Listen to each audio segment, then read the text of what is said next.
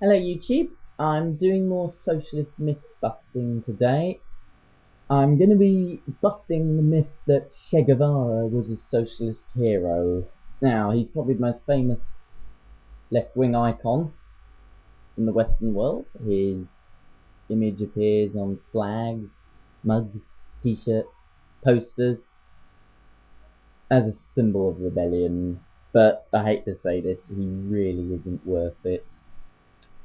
He's famous for taking part in two guerrilla campaigns in Latin America: Cuba, 1956 to 59, and Bolivia, 1967, where he died, killed by the Bolivian army.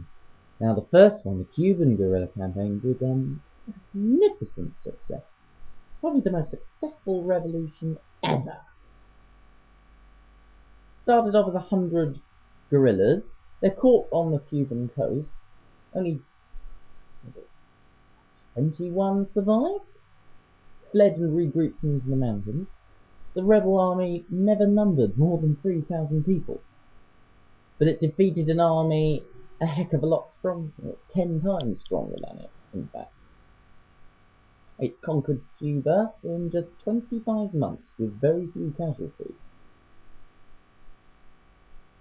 But that wasn't down to Che Guevara.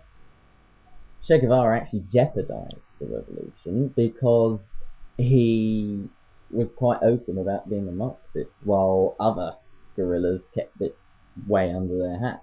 They had to keep it secret because otherwise America would have continued to back Batista, no matter how incompetent and rubbish a leader he was. You know, you can't be open and honest when you're fighting a war, can you? You have to keep your cards close to your chest, and Che Guevara is no good at that. The other guerrilla campaign, the Bolivian one, he was in charge of that. He made a complete pig's ear of it. He picked Bolivia because it was the poorest country in South America, and because it had lost every war it had fought. Fair enough. But guerrilla wars are nothing like conventional wars. A country does not have to be rich to win a guerrilla war. As I've said in my previous video, Cuba was the richest tropical country in the world in the 50s. That didn't stop it having a revolution.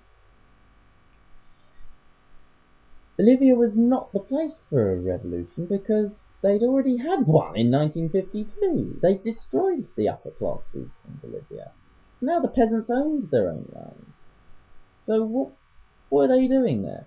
Where was the land hunger that was meant to bind the peasants to the guerrillas? There wasn't any. And to make matters worse, he chose a particular bit of Bolivia, Santa Cruz, in the east of the country, the richest bit, the most sparsely populated bit. It was so sparsely populated that the local sharecroppers were allowed to keep 90% of the crop. Usually it's the other way around. And even during 1952, these peasants hadn't been interested in getting more land because they already had more than enough. Too much to farm. So what was he going to offer them? And he showed complete ignorance of the area.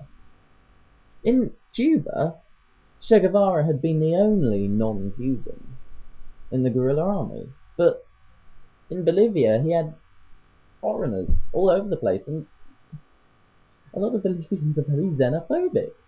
And to make matters worse, they spent 6 months learning the wrong language. They spent 6 months trying to learn Aymara, which is the language of the highlands.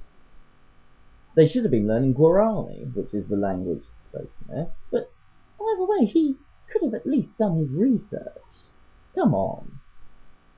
So they were seen as a band of foreigners speaking a different language.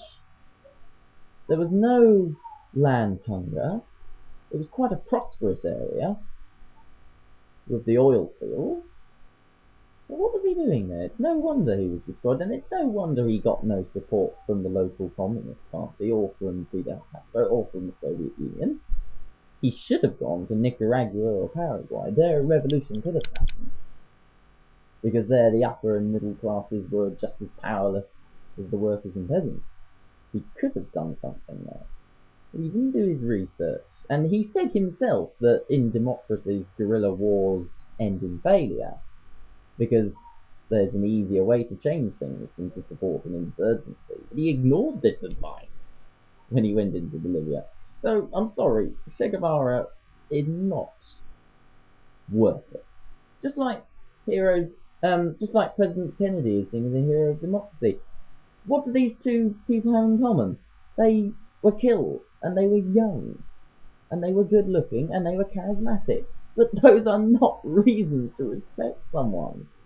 Unless it's a model or an actor. But we're not talking about models and actors, we're talking about politicians who have people's lives in their hands.